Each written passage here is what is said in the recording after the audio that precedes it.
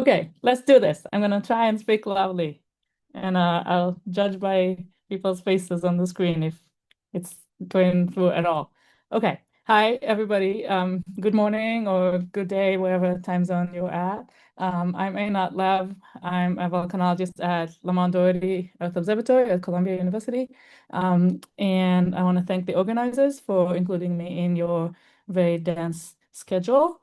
And what I wanted to share with everybody here is that new cyber infrastructure that we've built for volcanology that's called Victor. You may have heard of it, may have not. At least, hopefully, you signed up before the workshop. So, Victor stands for Volcanology Infrastructure for Computational Tools and Resources. So that tells us it's not just models, it's any kind of computational tools.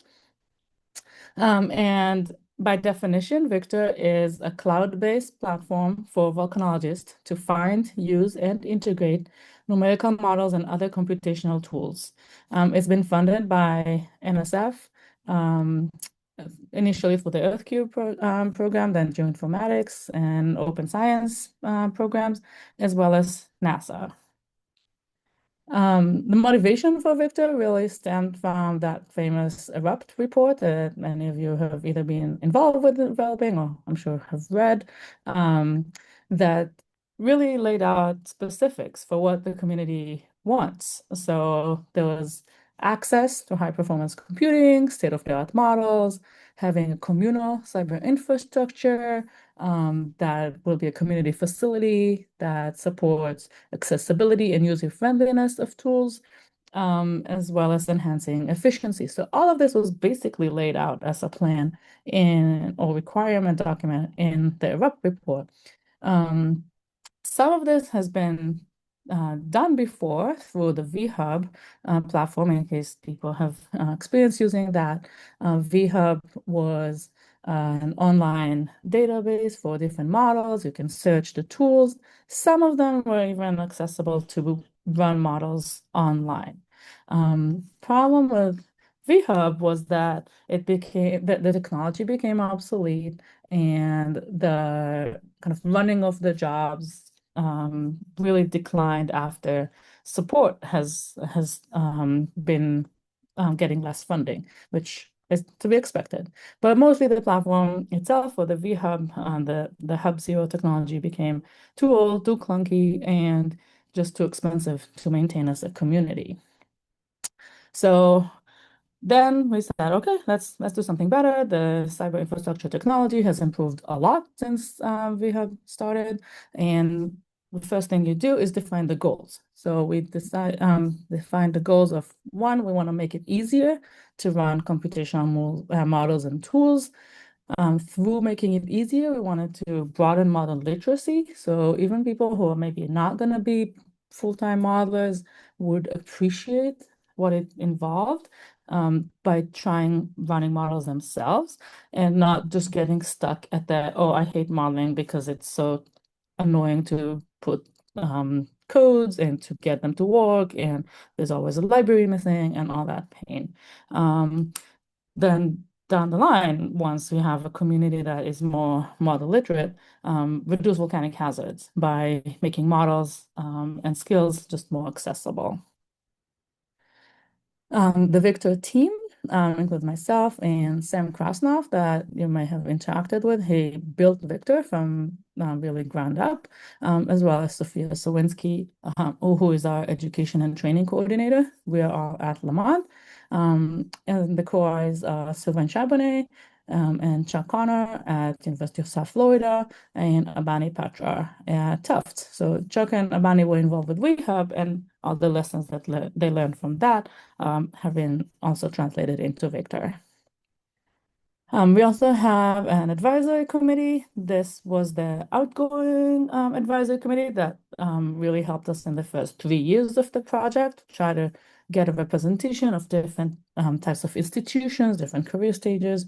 And we just welcomed a new advisory committee that just started last month, who has these 6 esteemed fellows Marina, Andrea, Echo, Sophie, Matt, and Paul, again, representing different institutions around the world. And while these are kind of our official committee, we welcome advice and suggestions and requirements and requests from everyone in the community. So let's just dive into what's in Victor. So if you go into our website, victorproject.org, you'll see a menu that has all these tabs. The centerpiece is the Jupyter Hub. So it's an online hub that runs Jupyter that includes a model library, a variety of tools like compilers and visualization tools.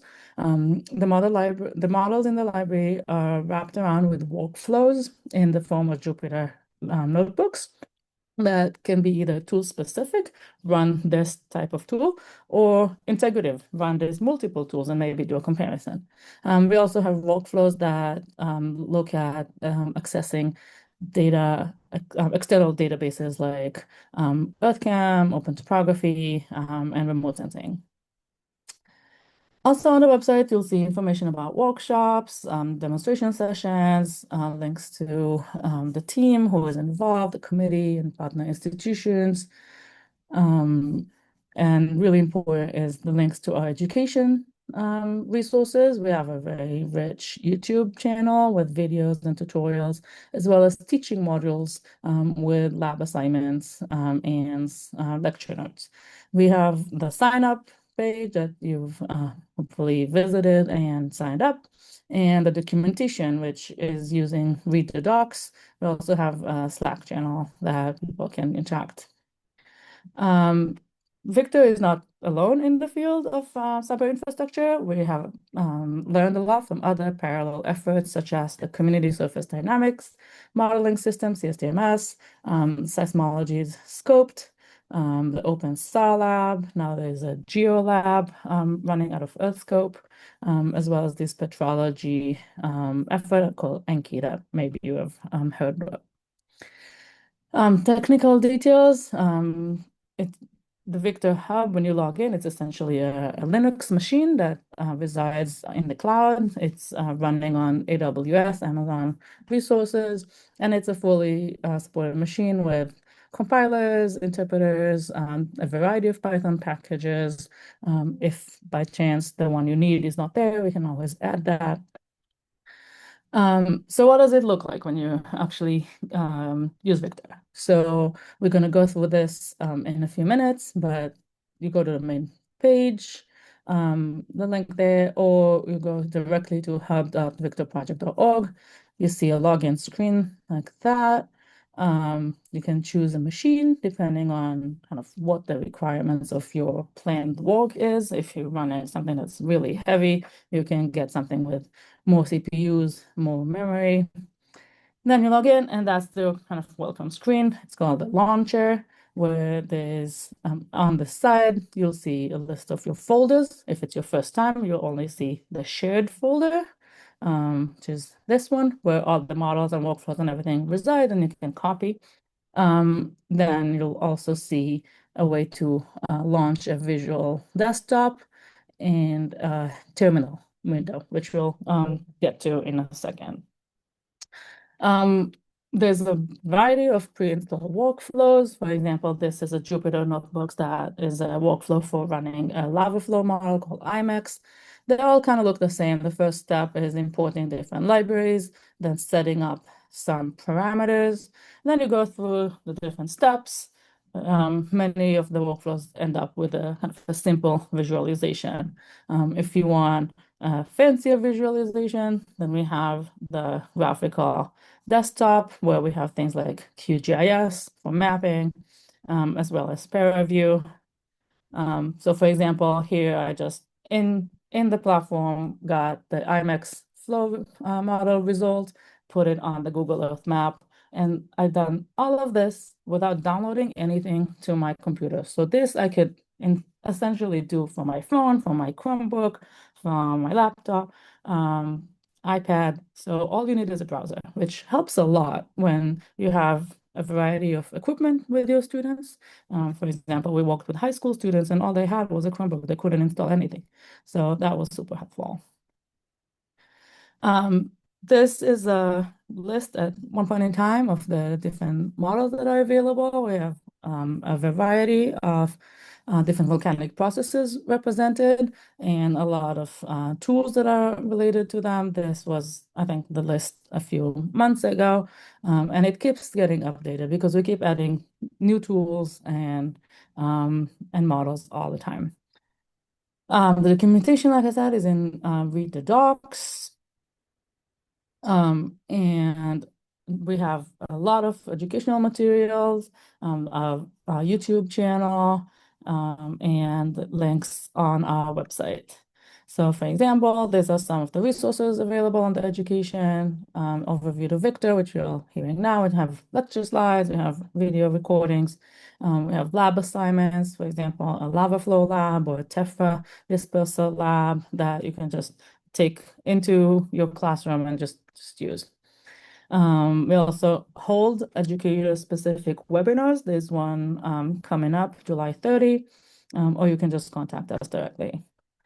This is, for example, a tephra lab. We ask the students some questions, give them some background, ask them to look at 3 different sites around South Sister volcano. You can modify it because you can put your own volcano in the workflow. And then look at the tephra deposits there and whether the building is going to collapse. We've been teaching a computational volcanology class every spring, 4 times already, and this was our last year's schedule. So we cover a variety of topics, and in each session, we kind of demonstrate and give a background, and then the participants run one of the workflows. We had guest speakers as well, and the beauty is that the recordings from all of these years are available on our YouTube channel. So if you want to find a lecture and a demonstration of a specific topic, you can just head into there and watch it.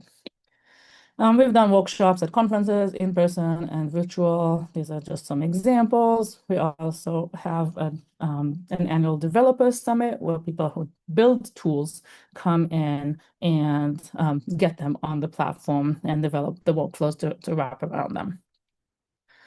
The next one is coming up in November. Last summer, we did a kind of a unique format of a workshop where we held, it was held in Idaho in the Snake River Plain in a facility of University of South Florida, where we went to the field one day, looked at a variety of volcanic features, and then went into the lab and everybody was modeling or doing computational tools that are related to that feature. So it was very as hands-on as one can be for computations. Now that we have all these tools available on one platform, we don't just want to run one of them, we want to run them all together. So one added value capability of Victor is that now it's much, much easier to do a model intercomparison or benchmarking. For example, here we ran 4 different lava flow models on the same DM, same event, same eruption conditions, and all in one place. And from my own experience, when I tried to do that before Victor, it would have taken months to just get the codes, get them all set up, get them all to speak the same language. So now it's just basically a Jupyter notebook you can run. We have more recent capability with NASA funding to integrate remote sensing data, and we have workflows that access, for example, surface displacement, surface disturbance. So you can look, for example, at this is one of the Reykjanes eruptions. So just go to the define a region of interest, see what NASA has for it, and then see, like, automatically get the footprint of that lava flow. And then the cool thing is now we have remote sensing or any other observational tool and models all at the same time. So it's time to combine them. So we have workflows where we run different lava flow models, look at remote sensing data for the same eruption, and then look at how well the models did using kind of a model fit calculation. There's more remote sensing workflows that we're working on all the time. For example, this is new notebook that we have that uses true data to look at degassing. We have workflows that look at kind of more deeply into computational methods like inversion. This is done, like there's so many different algorithms for inversions. So we have notebooks that run them separately or compare them for specific data set. For example, if you want to invert tephra deposits to eruption parameters, we have a notebook that does that. We're working actively now on adding geodesy inversion. For example, D-models tool from USGS and VMod out of Ronnie Grabanthin group. You can upload or share GNSS data, for example, from Nevada lab, and look at where that source of inflation might be from. The next step we're kind of hoping to get to is a model coupling framework where, right now, I'm sure you're familiar with this visual from the USGS, but the kind of volcanic system models are all disintegrated. You can have a plume model, you can have a fountain model, you can have a conduit ascent model, a magma chamber model, but they don't really talk to each other at all. So, but it's a system that has feedbacks. So our goal is to really merge it all with kind of a clean computational way that lets models talk to each other and feed information so that we have kind of a source to sink system that will also help us quantify the uncertainties. If I have an GNSS data or INSAR data about the magma chamber inflation, what does that mean for what the eruption is going to be like and what the uncertainty is? We're working with CSDMS, the surface dynamics, because they've kind of already done this kind of model coupling for their systems. So we're learning from them to put into Victor.